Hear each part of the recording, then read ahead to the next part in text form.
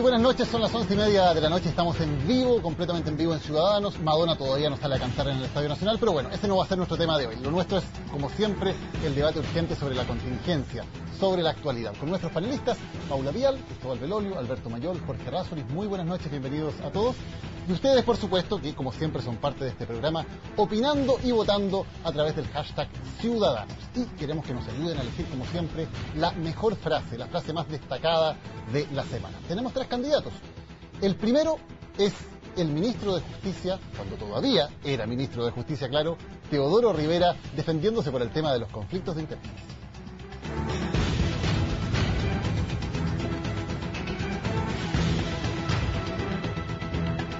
Se quiere plantear que para poder ser hombre público o hay que venir del hogar de Cristo o hay que ser un profesional de la política, que uno solamente trabaje en la política para que no tenga conflictos de interés.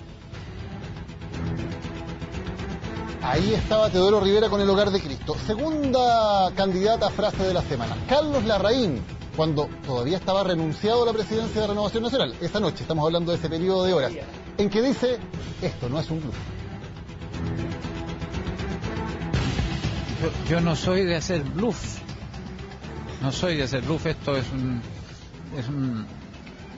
el resultado de un cúmulo de situaciones.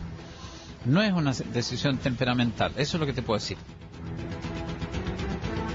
Y la tercera candidata es Cecilia Pérez, la vocera de gobierno, respondiéndole a las declaraciones críticas de Andrés Alamán sobre la conducción de la moneda.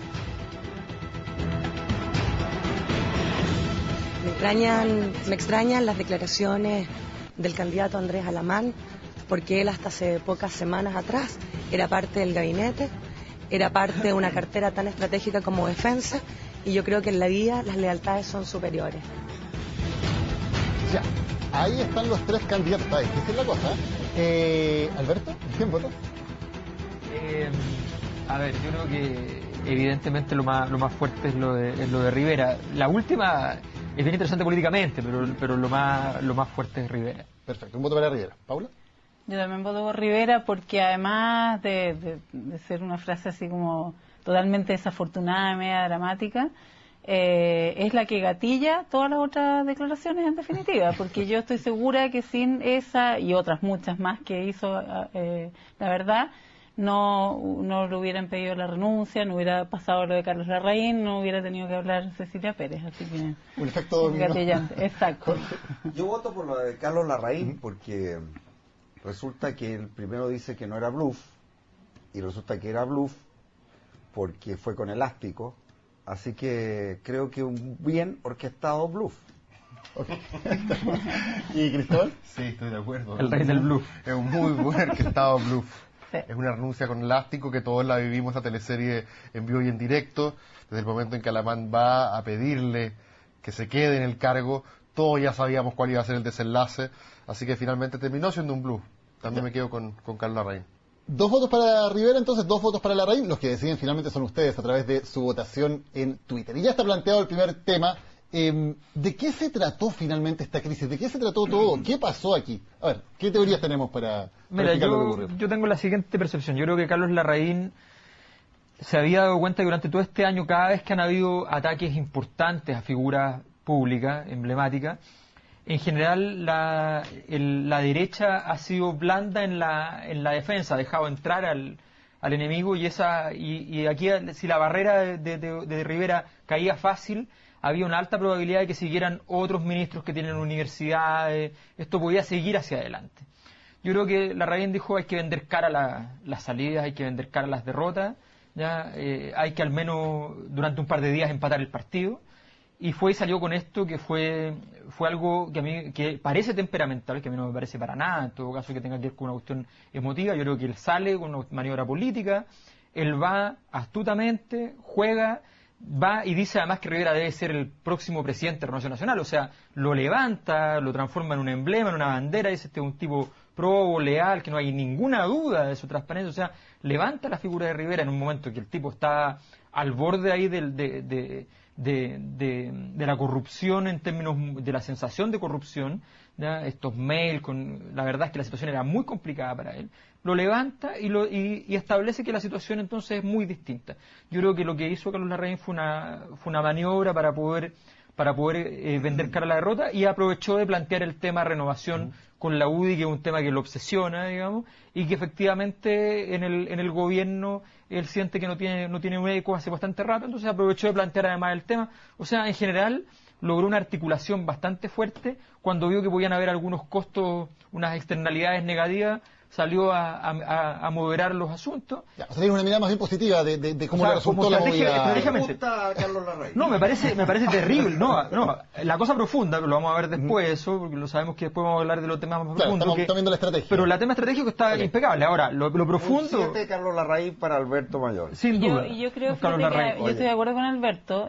No veo en ello ninguna improvisación, ninguna rabieta, a pesar de que él sea temperamental, pero yo creo que esto fue súper calculado, y creo que además le agrega el efecto Alamán, que en algún momento quedó la sensación, ¿no es cierto?, de que él iba a quedar un poco a la deriva, que esto se iba al presidente de su partido, primarias, en fin, y termina con su vuelta, ¿no es cierto?, con el apoyo más transversal, también apoyando con ello a Alamán, quedando como además un articulador, ¿no es cierto?, una persona que es capaz de convencer a Larraín de volver al partido. Yo creo que en eso también estuvo bien. Yo tengo una visión muy distinta. Yo creo que, a ver, veamos, Carlos Larraín es el presidente del partido del presidente. El presidente fue presidente de ese partido. O sea, se supone que es parte de lo más cercano al presidente. Y desde hace mucho tiempo, y con razón, y desde hace mucho tiempo él viene manifestando públicamente su desagrado con lo que llama el segundo piso. El segundo piso es el presidente, es el equipo que asesora al presidente. El presidente no puede escribir todo, no puede hacer todo, tiene un equipo. Lo tenía la presidenta Bachelet, el presidente Lago, todos los presidentes lo tienen. Es el equipo íntimo. A él no le gusta ese equipo. A él no le gusta que el presidente, a él no le gusta que el presidente mande sin preguntarle a él, y se olvida de que es presidente uno y el otro ha sido nombrado senador. O sea, uno fue elegido por todos los chilenos y el otro fue nombrado senador. O sea, no puede pedir, y el presidente además tiene la libertad de entenderse con los políticos, que se entienda. En este caso tenemos que el presidente no se entiende con el presidente de su partido. Carlos Larraín debería reconocer eso y debería salir. Ahora, otra cosa muy importante de mi punto de vista, creo que Andrés Alamán se perdió una gran oportunidad. Después de Alamán, demos la palabra a Cristóbal y después vamos a hablar de Alamán, que también es un factor muy importante en todo esto. Cristóbal, ¿qué te parece? A mí lo que me parece complejo, y en eso yo coincido con Jorge, es que los presidentes de los partidos de la alianza, hoy día no es la Coalición por el Cambio, es la misma alianza de siempre, cuando eran oposición, ellos siempre se quejaban de los cuoteos, de las malas prácticas, de la concertación, pero una vez que asumen el poder, básicamente replican la misma dinámica. A los pocos meses de asumir los primeros intendentes y gobernadores, la UDI ya se quejaba porque no me gustó este que pusiste acá, yo quería este otro acá, me falta más gente. Es que otra cosa es con guitarra. Por supuesto, pero eso es lo que quiero decir, finalmente son mortalmente parecidos, y Larraín ocupa una dinámica bastante similar. El mismo Larraín que cuando Piñera, no sé si renuncia, congela su militancia de RN para ser presidente de la República, le dice algo así como: te vamos a dejar gobernar tranquilo. Bueno, en la práctica hoy día lo que Carlos Larraín quiso hacer con esta renuncia, que ya sea temperamental o no, yo creo que es un gustito político que finalmente le sale bastante caro a la derecha, porque si bien es cierto que finalmente la comedia de errores parece, en la mirada de ustedes, sumar, aquí, como en la matemática, no siempre puros negativos dan un positivo, por el contrario, yo creo que el neto para la derecha es malo, para Alamán es malo, para el presidente es malo, finalmente parece que es Carlos Larraín el que termina ganando la pulseada al interior de la derecha, pero me parece que finalmente es su candidato el que queda muy afectado. Cristóbal, antes de hablar de Alamán, quería preguntar... respecto solamente a Carlos Larraín. Carlos Larraín extiende su reinado en Renovación Nacional desde el 2006 a la fecha. 7 años ya. Sí. Originalmente, él se pudo haber ido bastante contento con la misión cumplida de haber instalado a uno de los propios en la moneda. Mucha gente le dijo, pareciera que el perfil de Carlos Larraín no es el perfil del presidente que debe estar como presidente de partido, acompañando a Piñera en su gestión. Bueno, parece que tenían razón eso, porque en el gobierno él no ha sido un aporte como presidente de partido oficialista, y esto lo demuestra. Precisamente ese es el punto que quería plantear. Ya tengo dos opiniones, la de Jorge y de Cristóbal, en términos de que si le conviene o no a Piñera tener a alguien como Carlos Larraín en la presidencia del partido. Porque desde el otro punto de vista se podría decir, bueno, al menos Larraín ha logrado ordenar un partido que históricamente era bien desordenado como Renovación Nacional, ¿o no? ¿O es más lo que le resta?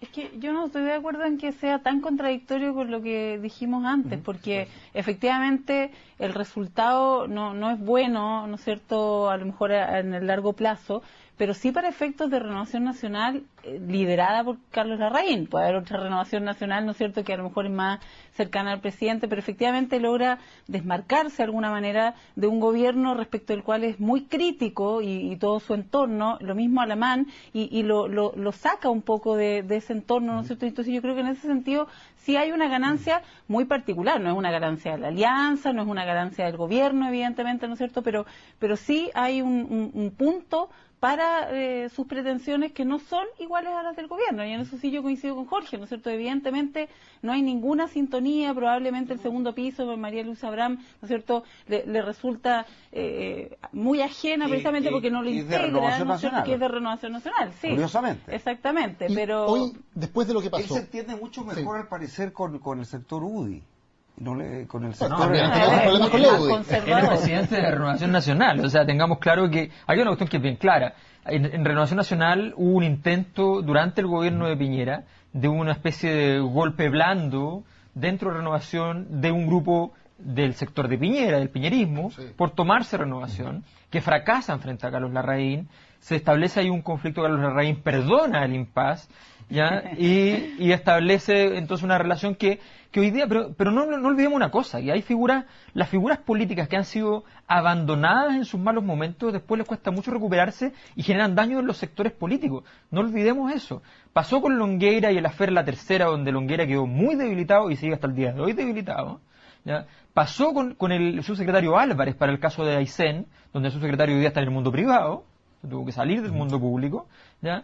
Entonces, y hoy día pasa con Rivera, y lo que ve Carlos Larraín es que aquí se desmoronan fácil los monos, digamos, y entonces sale a defender. Sí, pero el que gobierna es el presidente. El presidente no ha gobernado, pero para nada. En el programa anterior me preguntaron por Rivera, yo dije, depende del presidente de la República. El presidente de la República decidirá si le pide la renuncia o no le pide la renuncia. Ahora, lo que dice Alberto, que es muy cierto, es que lo que hace Carlos Larraín es poner de relieve también la importancia de Teodoro Rivera en el mundo de Renovación Nacional. O sea, no solamente es una persona con la cual hay cariño, confianza de que es una persona proba de calidad intelectual. Además, él fue diputado 2 periodos de Renovación Nacional, y justamente dentro del chauvinismo interno de los partidos, por supuesto, lo que hace Carlos Larraín es básicamente salir a defender uno de los propios, y en eso, por supuesto, hay un mérito. Ahora, respecto de lo de ordenar la casa, era cierto en un comienzo.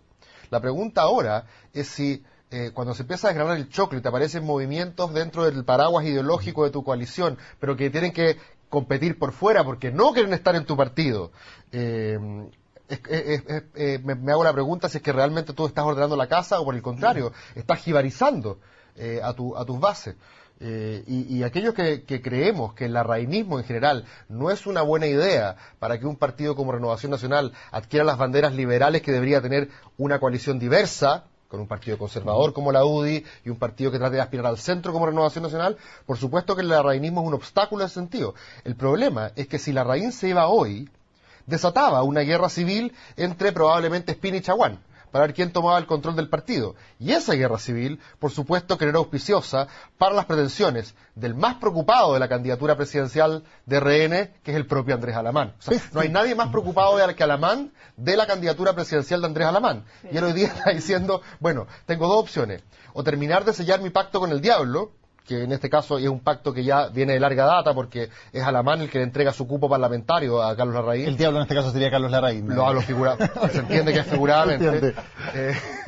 Pero no solamente sella este pacto, era evidente que después de esa reunión que tuvieron, lo estábamos viviendo en tiempo real, iba a volver con una noticia positiva. Imagínate a Alamán salía diciendo con cara larga, no, mira, no lo convencí, pero no lo convencí. Ahora, el minuto que se involucra ya era obvio que eso tenía que terminar así. Y lo que a Alamán le interesa es navegar con un partido relativamente pacífico y bajo un solo control de aquí a las primarias.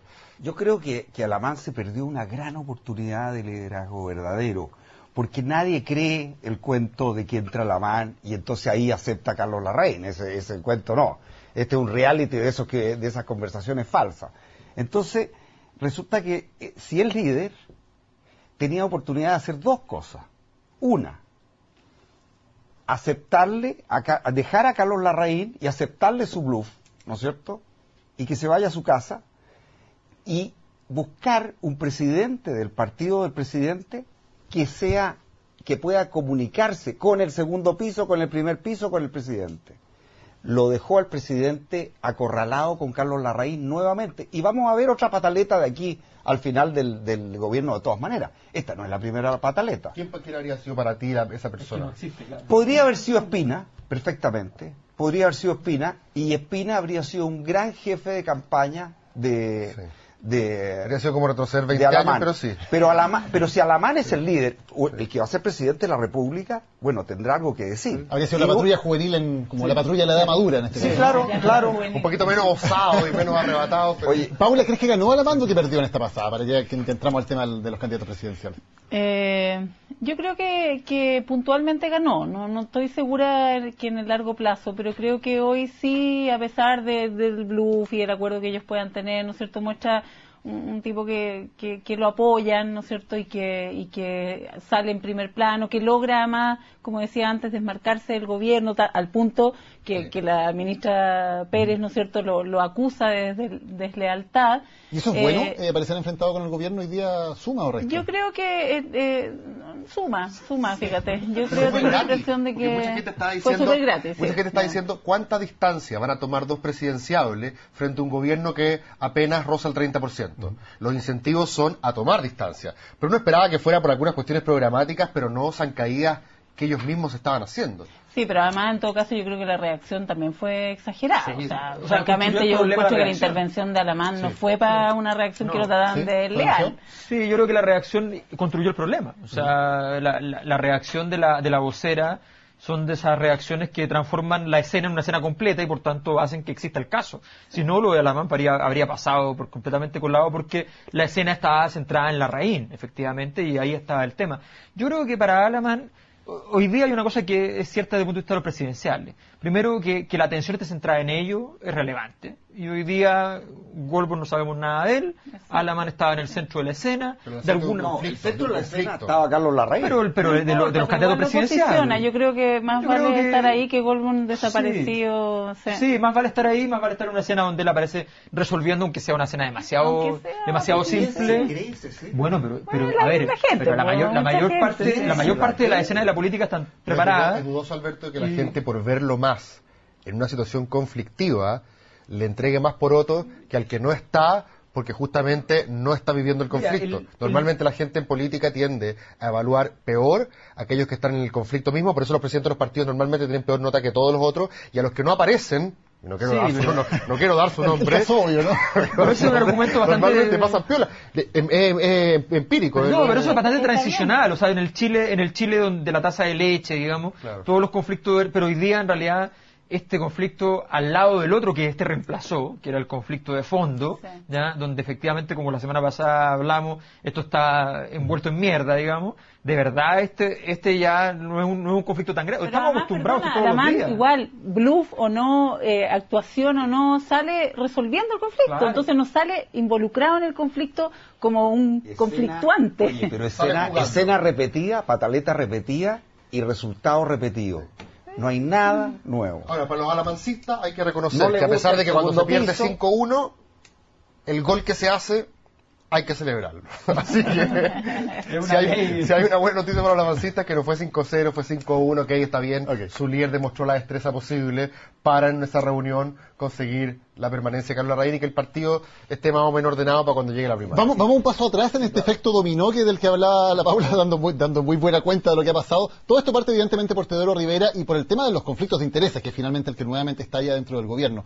¿Hay en esa frase del hogar de Cristo y en la forma en general en que se enfrentó el problema algo más de fondo que una frase desafortunada que tenga que ver con cómo se han enfrentado en general este tipo de problemas? Hay una convicción de la derecha respecto a que aquí en la política es legítimo ir a buscar personas que transiten entre el mundo público y privado sin ningún problema, que, no sé, pues que vayan de una minera a Codelco y de Codelco a una minera privada. Todos los países del mundo. Y que, pues, disculpa, y que en el fondo hay una ausencia de distinción entre el mundo público y el mundo privado, y que en el fondo, y que además en los conflictos de interés que han existido por las escasas líneas divisorias, aquí estamos viendo casos emblemáticos, el caso de Rivera en todo caso, no olvidemos que aquí hay correos electrónicos bastante comprometedores, que si no, ojo, aquí hay un error típico en Chile, que planteamos los temas desde el punto de vista legal, cuando son temas además políticos. Una cosa es que legalmente haya o no haya delito, que es una cosa que se está investigando, y otra cosa muy distinta es si hay una responsabilidad política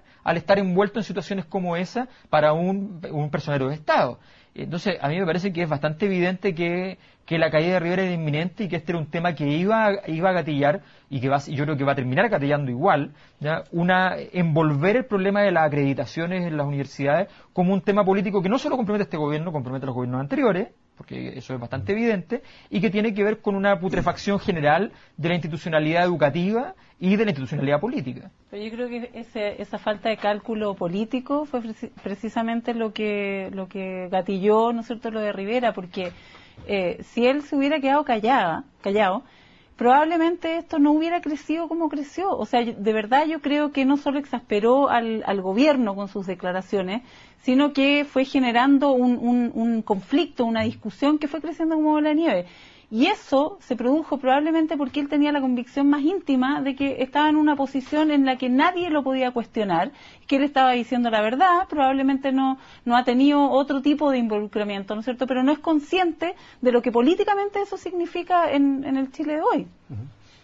Bueno, primero que nada, es normal, es corriente, es lo que se practica en todos los países del mundo que las personas del sector privado trabajen en el sector público. Sin ir más allá, Estados Unidos, Francia, Inglaterra, Alemania, etcétera, etcétera. Claro, que por eso está más regulado. O Las sea, prohibiciones son después de que ejercen el cargo, no para nombrarlo. Tú comprendes que una persona no se va a retirar, ¿no es cierto?, de la universidad por 6 meses y ahí lo van a nombrar. Es para después. ¿Y dónde está Diego Hernández ahora? Mira, Diego Hernández está en una empresa privada. ¿Y cuál es el problema? Con toda la información privilegiada de Codelco. ¿Y cuál es el problema? O sea, mucho. ¿Y cuál es el problema si son minas distintas en lugares distintos? Eso es no entender de minería. ¿No invierte en futuro? Eso es no entender de minería. ¿No invierte en futuro? Oye, en todo caso, eso es normal. Así que yo creo que Rivera haya trabajado en el sector privado, o cualquiera de nosotros trabaja en el sector privado, y lo llama el presidente para un cargo, no hay ningún problema. Lo que sí, que aquí se destapó algo que Rivera no tiene por qué haber sabido de la corrupción del señor Díaz, y él tuvo algunos intercambios. Ahora, eso le causa malestar al gobierno, eso le causa un problema político.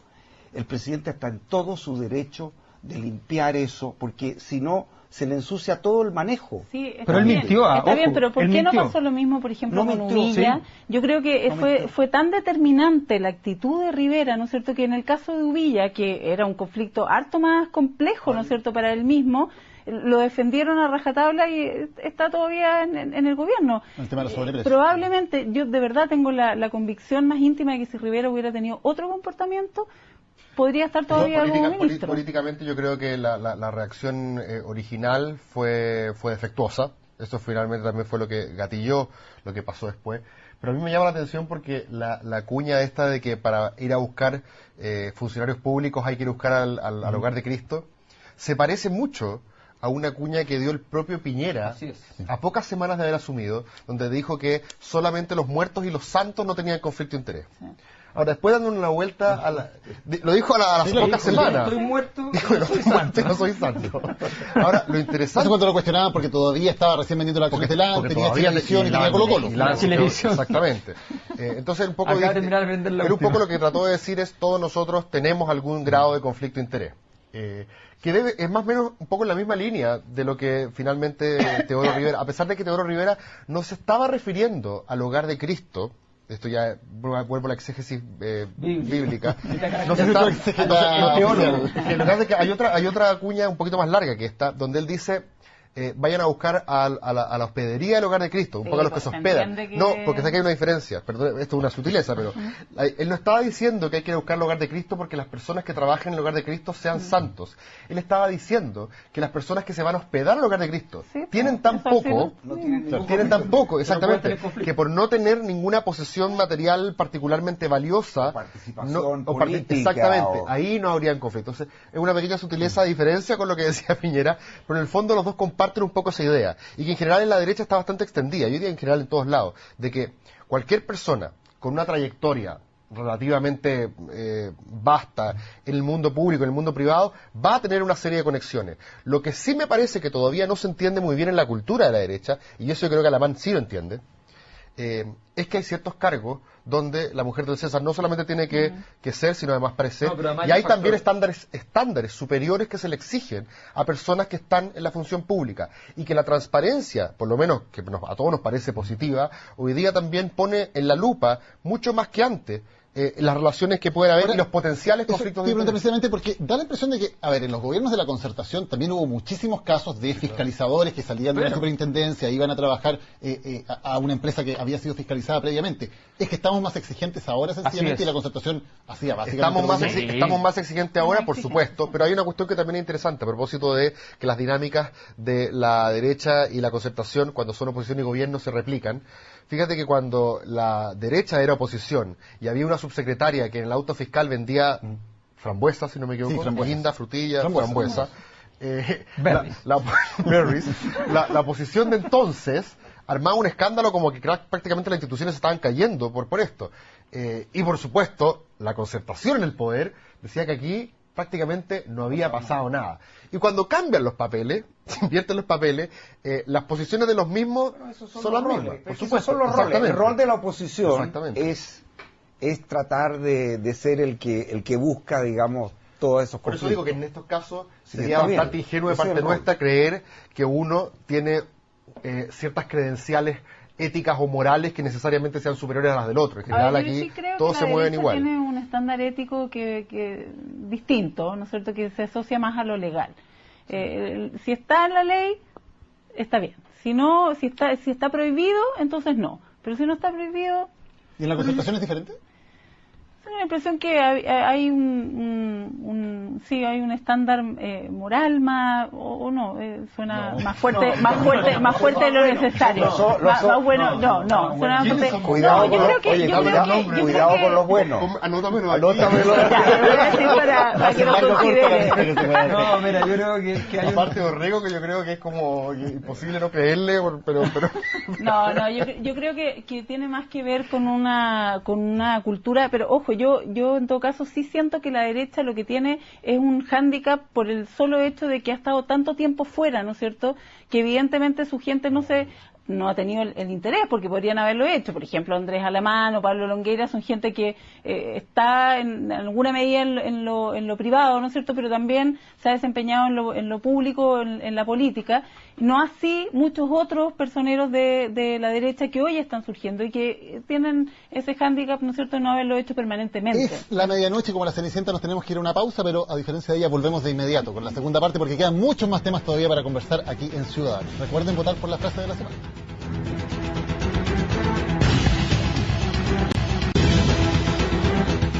Ya estamos de vuelta aquí en Ciudadanos cuando son las 12 de la noche con 4 minutos. Estamos absolutamente en vivo como siempre y vamos a hablar de la ley de pesca que fue definitivamente despachada por el Congreso durante la jornada de hoy. Hay un recurso ante el Tribunal Constitucional, pero salvo que eso sea acogido, será ley de la República desde el 1 de enero. ¿Buena o mala ley? ¿Mejor o peor que lo que teníamos? Parece que bastante mejor de lo que conversamos la vez pasada. De hecho, hay una declaración de Oceana respecto a que es una buena ley para mantener el fondo marino, porque la ley establece una serie de requisitos de sustentación del recurso marino, y entre ellas, por ejemplo, que no se pueda pescar con redes en sectores, ¿no es cierto?, donde son de fondos de alguna riqueza marina, digamos. Y también hay una serie de normas que establecen controles. También controles no solo para los grandes industriales, sino también para los artesanales, ¿ah? Porque a los artesanales antes no eran controlados de cuánto pescaban, de qué pescaban, ahora van a ser controlados. Y en cuanto a la distribución de los derechos, se les bajó fuertemente a los industriales. Hoy día los industriales tienen un derecho del 45% de la pesca. De ese 45% van a tener que licitar el 15%. Y los artesanales, que yo no sabía lo que era artesanal, así que lo explico. Artesanal se define como alguien con un bote entre 12 y 18 metros. 18 metros es algo bastante grande. No digamos que estamos hablando aquí de un botero. Son los botes de playa, claro. Y está el botero.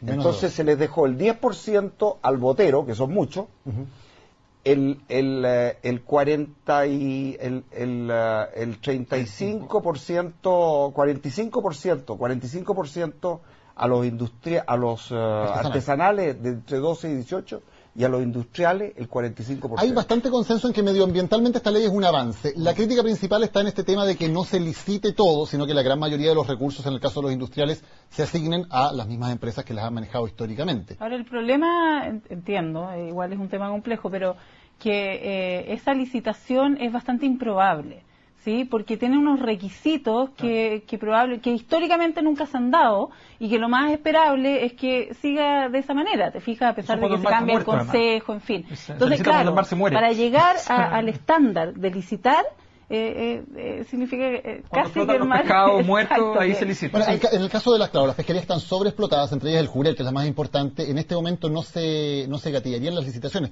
Cristóbal, ¿crees que aquí hay efectivamente la mejor ley que se pudo hacer, o hay demasiados privilegios para los actores? O sea, lo complejo es que, como el titular también es bastante chocante, sobre todo incluso para un gobierno que dice defender el libre mercado, que es básicamente decir que las cuotas se asignan y no se licitan. Ahora, yo entiendo que la licitación se hubiera dado en condiciones bastante difíciles, y que es muy importante que los actores que participan en esto tengan la certidumbre jurídica de que sus inversiones también se van a proteger en el largo plazo. Ahora, prefiero quedarme también con el vaso medio vacío en este caso, no solamente Océano, sino que Greenpeace también. Medio lleno, entonces. O sea, no que en el vaso, me voy a quedar con el vaso medio lleno en este caso. Lo que sí me parece políticamente interesante, sí, políticamente me parece interesante ver también que esta es una votación transversal. O sea, y nos gusta pensar que solamente votaron a favor de la ley de pesca los parlamentarios de la Concertación que estaban comprados por las pesqueras. Pero lo cierto es que también aquí hubo un debate, hubo un cierto avance, y aquí se aprobó, creo yo, en forma bastante transversal. Pero sí también me interesaría ver cómo los grupos de la Concertación, que eran más duros contra la ley, van a querer también sacar el pizarrón a los parlamentarios de sus partidos que votaron a favor. O sea, qué costos van a tener dentro de los propios partidos, tanto el PPD como el Partido Socialista especialmente. Yo creo que es una pésima ley, para ser bien claro. Aquí hay varios factores. El factor ambiental es una mejora respecto a lo que teníamos, sí. La pregunta es si esa mejora es suficiente respecto a las necesidades del Chile actual y las condiciones de desarrollo que pretendemos tener. Creo que seguimos al debe en ese sentido. Lamento que las organizaciones ambientales hayan entregado su imagen por tan poco, digamos. Pero es un avance, sí, un avance en punto ambiental. Pero aquí hay varias otras dimensiones. En primer lugar, cuando hablamos normalmente de los temas de desigualdad, ¿ya?, los hablamos en abstracto y decimos hay que disminuir la desigualdad en Chile. Cuando vienen los proyectos de ley que tienen que ver con el tema, que permitirían efectivamente reducir las condiciones de desigualdad, porque tienen que ver con materias productivas, porque tienen que ver con la inserción económica, con las formas de integración social, en este caso en las costas, en fin, resulta que no nos importa y decimos no, aquí lo que importa es la gestión y qué sé yo. Entonces, socialmente, esto es una ley que efectivamente le genera un beneficio muy significativo al mundo industrial, a la gran industria, a la pequeña y a la micro, digamos. La verdad es que los atiende poco y mal, sin condiciones estructurales para que su fortalecimiento sea evidente frente a los más grandes. Y en segundo lugar, hay un tema que no se toca, que tiene que ver con el consumo interno. Chile es el país del mundo que consume menos pescado, ¿ya? Y ese es un dato, y ese dato es inaceptable cuando tenemos 4.000 kilómetros de costa. Y resulta que es un tema de salud pública, es un tema también económico, o sea, no puede ser. Y resulta que estamos frente a una ley que podría haber establecido condiciones para que hubiesen cuotas de ingreso de esa pesca al país, al mercado nacional, y no que se vaya... Eso es Argentina. No, que no exporta la carne porque quiere que la coman barata, digamos, los argentinos. Bueno, ¿y qué tiene eso? Pero, es decir, por favor, o sea... ¿Qué tiene eso? O sea, no exportemos pescado para que los coman los chilenos. No se trata de no exportar. Esa sería la política estatal. No, pero si no es necesario, si hay mucho pescado, se puede exportar. Lo que pasa es que tú primero garantizas un nivel de consumo en Chile a un precio razonable para que efectivamente... Fijemos precio entonces y obliguemos a que se venda a un precio fijo. Maravilloso, yo feliz. La ley, de hecho... Bueno, esa economía la trató de establecer, mi amigo, la trató de establecer Allende y le fue bien mal. ¿Gracias a quién le fue tan mal?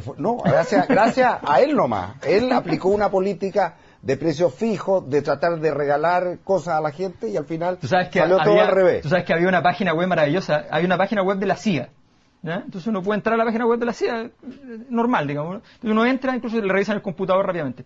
Entonces uno entra a la página web de la CIA, hay un momento que había un mapita con intervenciones de la CIA en el extranjero. Y aparecía Chile 1973, aparecía así explícito.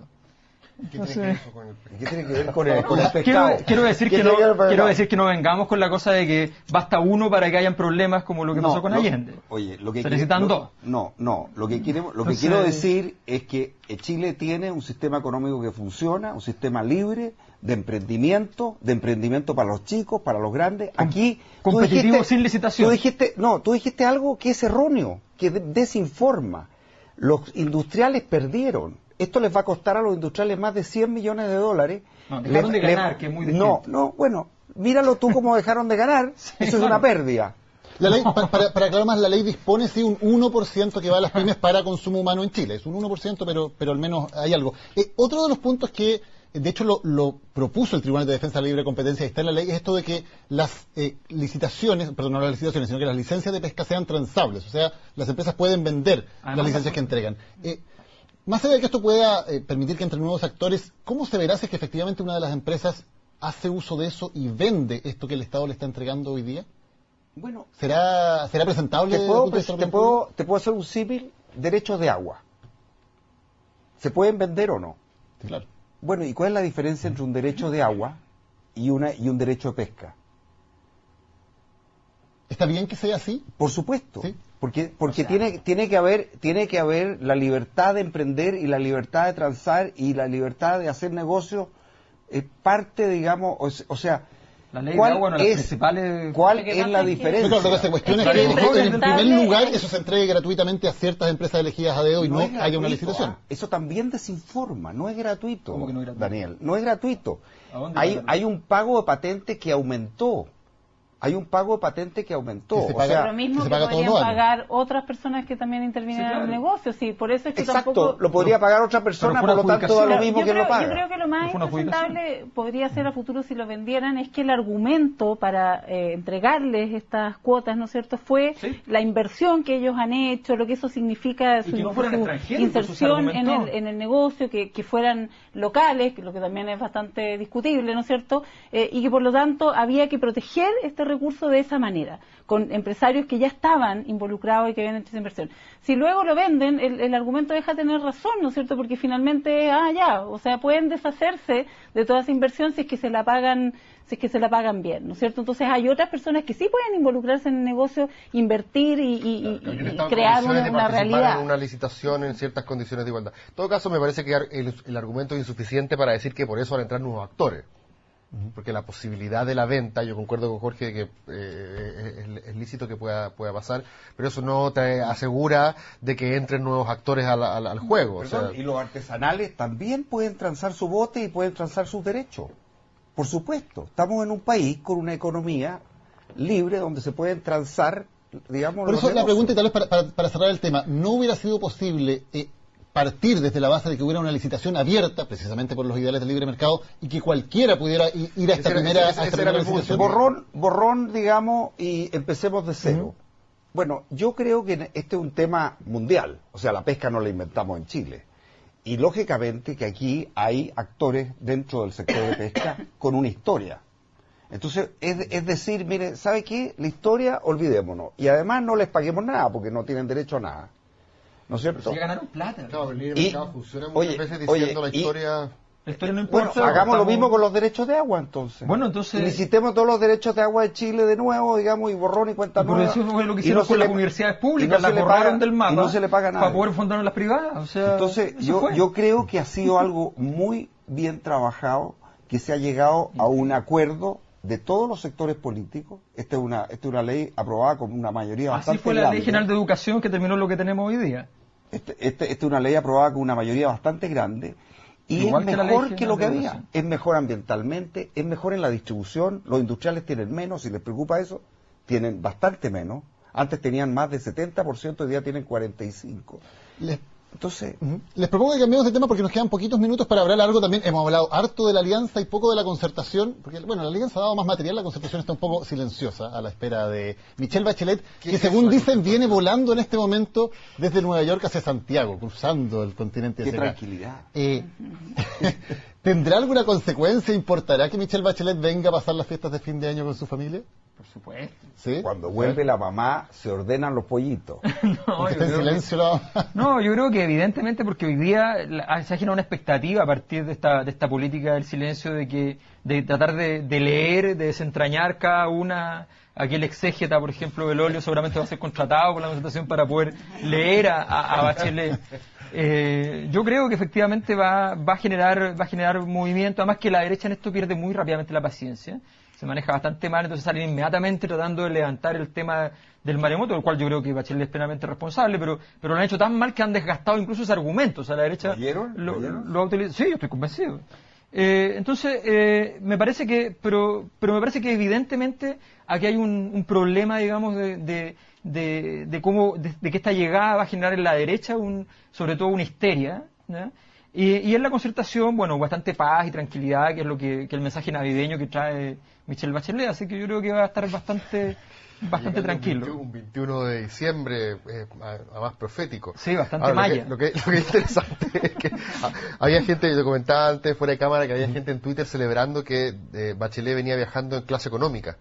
Lo que contribuye a crear esta imagen como mitológica de esta figura que, teniendo tanto poder, incluso se desprende de ciertos placeres y lujos mundanos para descender a la vida de los mortales. Lo que me llama la atención y que ha estado pasando a propósito de Evópolis en la centro derecha, la candidatura de Giorgio Jackson, o la anunciada candidatura de Giorgio Jackson y varias figuras más del movimiento estudiantil o del ex movimiento estudiantil, es que hubo un pequeño desajuste entre lo que decía Giorgio Jackson, que él decía: nosotros queremos participar en una primaria para ver si es que somos carne en esta nueva alianza, pero sin compromiso presidencial. En cambio, María Antonieta Sá sale diciendo: no, lo que pasa es que estamos trabajando con ellos un parlamento para Bachelet. Entonces, la idea del parlamento para Bachelet, también un poco en esta línea de ordenar la casa y que todas las fuerzas que estén desde el centro a la izquierda estén alineadas con Bachelet, también es compleja, porque los distintos movimientos que están participando ahí no están todos orientados a la lógica de sentarse esperando que Bachelet ingrese un proyecto de ley y todos aprobarlo así como autómatas. Ahora, No es un parlamento para Bachelet lo que el movimiento social está esperando. Tal vez hay una diferencia entre los últimos viajes de Bachelet y que ahora ya los candidatos dentro de la propia primaria de la concertación están absolutamente desplegados y en algunos casos con estrategias más bien agresivas. ¿Podría ser que también Velasco o los candidatos de la ADC aprovechen este momento para remarcar su distanciamiento? Yo Sí. fíjate que no creo que la visita de Bachelet vaya a ser tan determinante, salvo por estas reacciones medias histéricas, ¿no es cierto?, que tiene particularmente la derecha, que trata de llevarla al ¿cómo se dice?, al frontón, ¿no es cierto?, a exponerla y a decir que asuma su responsabilidad, que en todo caso yo no estoy para nada de acuerdo contigo, Alberto, yo creo que no es responsable. Políticamente, sí, pero es políticamente que no lo que sería. pasa es que las circunstancias, yo creo que de verdad no hay nadie responsable en ese caso más que lo terrible que pasó. Pero más allá de eso, ¿no es cierto?, yo creo que en verdad esta es una visita va probablemente a generar algún debate, alguna discusión, pero más bien histérico, no va a presionar la llamada, ella ya tiene un timing, a eso me refiero. No, en la derecha las cosas histéricas son las pataletas de los presidentes del partido, pero no. Tendrán a lo mejor pataletas, pero yo creo que de verdad siempre hay una reacción exagerada, sobre todo ya ahora sí, en su caso, con sus dos precandidatos desplegados, ¿no es cierto?, tratando de enfrentarla, y eso no va a ocurrir. Si ella tiene un timing ya súper fijado y no la van a presionar, yo creo que en verdad no va a es que diferencia. ya nadie duda, Paula, de que vuelve, ¿no es cierto? ¿O alguien duda aquí? No tengo ningún ¿Alguien en dato. este panel duda? ¿Alguien duda? ¿De Parece que que viene no. a la candidatura? No, Ahora, ninguna. y otra cosa muy yo la demando por abandono menor. Y otra cosa muy importante. Hemos tenido varios gobiernos de la Concertación. Bachelet fue presidenta. Es una mujer querida. El país puede funcionar también con un gobierno de Bachelet y con un gobierno de Lago y con un gobierno de cualquier otro probablemente candidato. Ya o saben, sea, está bendecido por no la hay problema. Aquí el problema es hacer mayoría. Pero lo bueno que tenemos en Chile, y algo que deberíamos valorar, es que la verdad es que tenemos un consenso de cómo debe ser el país. Jorge, tú que conoces muy bien y muy de cerca el mundo de los empresarios, ¿es verdad que los empresarios prefieren a Bachelet antes que un candidato de la Alianza? Yo creo que de alguna manera ha ocurrido algo que la izquierda, por supuesto, no lo han dicho en ningún lado, pero una de las cosas que decían antes, cuando llegaba este gobierno de derecha, era que iba a tener todo el poder político, que iba a tener todo el poder económico, todo el poder de la prensa, que eso era horrible. Yo conocí a algunos socialistas que me dijeron, yo me tengo que ir del país, porque aquí esto va a ser, me van a perseguir. Y creo que si hay algo que ha demostrado Sebastián Piñera... Es que los socialistas están plenamente integrados en el pueblo. Que hay algo que ha demostrado Sebastián Piñera es que él no era el presidente de los empresarios. Y los empresarios lo tienen muy claro. Y el que ha sido más duro con el caso de la Polar, que lo descubrió y lo sancionó, fue este gobierno. Eso no es verdad. Eso es verdad. Lo denunció un abogado que no era de gobierno. El tema venía de antes. Y muchos otros casos. Este gobierno ha sido mucho más duro con los empresarios que los gobiernos de la Concertación. Eso es cierto. Ahora, si tú les preguntas a los empresarios, ¿te gusta eso que sea más duro? Te van a decir que no. Viene también pronto la encuesta CEP, que va a salir ahora, antes de fin de año, se supone. Si hay algún movimiento ahí, ¿podrá acelerar de alguna manera las decisiones de Michelle Bachelet? ¿O ella de todas maneras creen ustedes que va a esperar, no sé, hasta marzo? Yo veo pocas razones para que el panorama haya cambiado sustancialmente. De hecho, es la gran sombra que se posa por sobre las candidaturas más callampas de la Concertación la que impide el crecimiento de estas. O sea, es finalmente el nombre de Bachelet el que impide que las otras se desplieguen, porque tú sabes que la primera opción sigue siendo Bachelet. Callampas en el buen sentido. Sí, o sea, como pequeñas, como que surgen y no pueden crecer porque está yo también creo que ahora ya desplegados, como decían ustedes, la ausencia y el silencio de Bachelet permite por lo menos algo que además a ella también debiera acomodarle, ¿no es cierto?, que crezcan más esas otras candidaturas y que le permitan algún nivel de competencia que hoy se ve como difícil. Una competencia, digamos, de papel. Sí, conforme, pero en el fondo con ella ya peleando desde ahora o compitiendo desde ahora, ¿no es cierto?, desaparecen automáticamente. Lo que sería interesante es que hubiera algún candidato realmente de la línea de izquierda, ¿no? Porque se habla que hubiera algún candidato realmente de la línea izquierda que interprete a Girardi, que interprete a Quintana, que interprete al Partido Comunista. Pero si Girardi y Quintana están con la Bachelet ya. No, sí. Girardi y Quintana dicen que quieren tener un gobierno real. No, ya se le quitó la fiebre. Ya. No, tranquilo. Oye, y también se le quitó al Partido Comunista. Sí, también, evidentemente. Lo que pasa, el Partido Comunista es de derecha. Están buscando cómo allanar el camino para llegar a Bachelet. Me parece que grafica perfectamente bien el asunto, que es que todos caben, como decía una vez también Alberto, en Bachelet. Tanto el movimiento social que quiere, entre comillas, radicalizar el discurso y quiere hablar de asamblea constituyente o nacionalización de los recursos naturales, cree que Bachelet puede ser la encarnación, el vehículo para esa agenda. Pero también están los Escalona, que le mandan esta señal tranquilizadora al empresariado, donde dicen, tranquilo, ustedes nos conocen.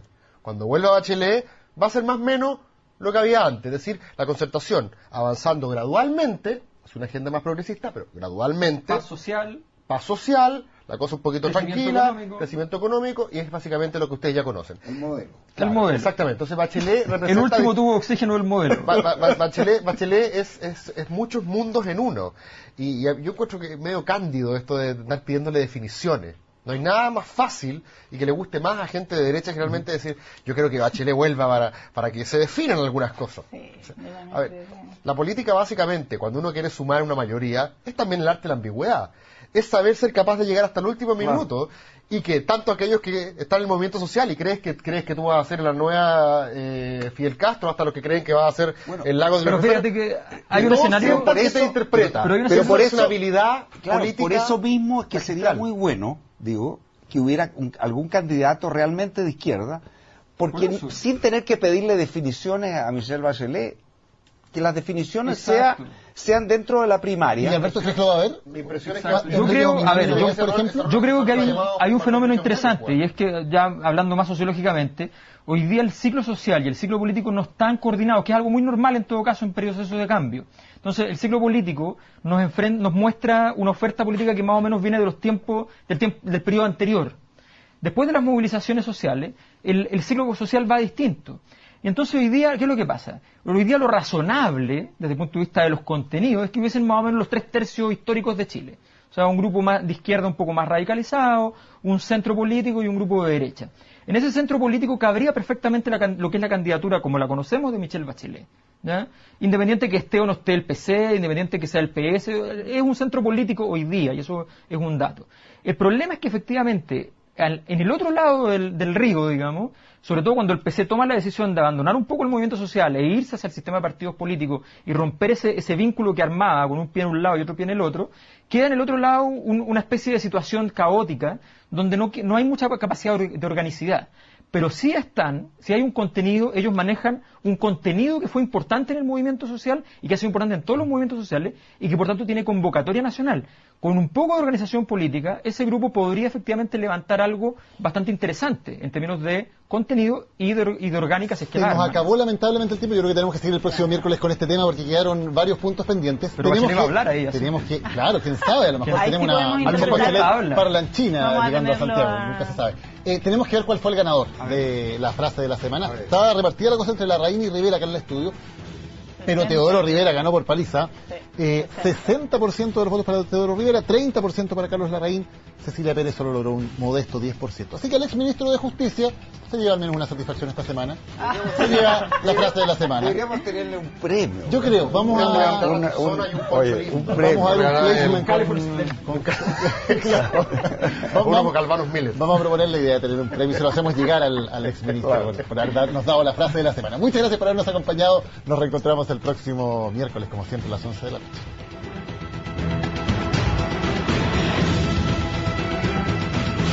Se quiere plantear que para poder ser hombre público o hay que venir del hogar de Cristo o hay que ser un profesional de la política que uno solamente trabaje en la política para que no tenga conflictos de interés.